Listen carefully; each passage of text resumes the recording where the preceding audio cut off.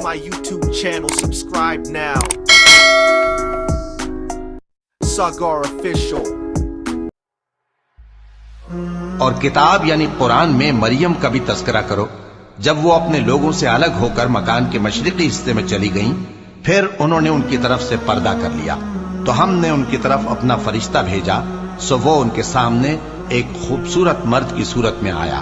مریم بولی کہ اگر تم پرہیزگار ہو تو میں تم سے بچنے کے لیے رحمان کی پناہ لیتی ہوں۔ فرشتے نے کہا کہ میں تو تمہارے پروردگار کا بھیجا ہوا یعنی فرشتہ ہوں، اور اس لیے آیا ہوں کہ تمہیں پاکیزہ لڑکا بخشوں۔ مریم نے کہا کہ میرے ہاں لڑکا کیوں کر ہوگا جبکہ مجھے کسی مرد نے بطور شوہر چھوا تک نہیں اور میں بدکار بھی نہیں ہوں۔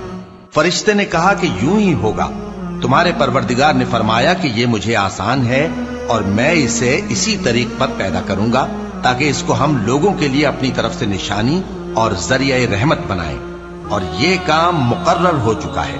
چنانچہ وہ اس بچے کے ساتھ حاملہ ہو گئیں اور اسے لے کر ایک دور جگہ چلی گئیں۔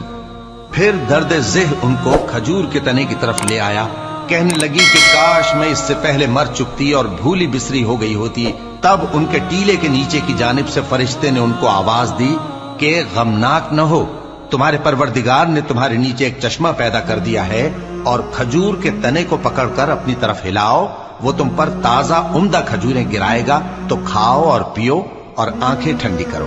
اگر تم کسی آدمی کو دیکھو تو کہنا کہ میں نے اللہ کے لیے روزے کی منت مانی، تو آج میں کسی آدمی سے ہرگز کلام نہیں کروں گی۔ پھر وہ اس بچے کو اٹھا کر اپنی برادری والوں کے پاس لے آئیں۔ وہ کہنے لگے کہ مریم یہ تو نے برا کام کیا، اے ہارون کی بہن، نہ تو تیرا باپ ہی برا آدمی تھا اور نہ تیری ماں ہی بدکار تھی۔ تو مریم نے اس بچے کی طرف اشارہ کیا۔ وہ بولے کہ ہم اس سے کہ گود کا بچہ ہے کیسے بات کریں؟ بچے نے کہا کہ میں اللہ کا بندہ ہوں، اس نے مجھے کتاب دی ہے اور نبی بنایا ہے، اور میں جہاں ہوں اور جس حال میں ہوں اس نے مجھے صاحب برکت بنایا ہے، اور جب تک زندہ ہوں مجھ کو نماز اور زکوٰۃ کا ارشاد فرمایا ہے، اور مجھے اپنی ماں کے ساتھ نیک سلوک کرنے والا بنایا ہے اور سرکش و بدبخت نہیں بنایا، اور جس دن میں پیدا ہوا اور جس دن مروں گا اور جس دن زندہ کر کے اٹھایا جاؤں گا مجھ پر سلام ہے۔ یہ مریم کے بیٹے عیسیٰ ہیں، اور یہ سچی بات ہے جس میں لوگ شک کرتے ہیں۔ اللہ کو شایع نہیں کہ کسی کو بیٹا بنائے، وہ پاک ہے، جب کسی چیز کا ارادہ کرتا ہے تو اس کو یہی کہتا ہے کہ ہو جا، تو وہ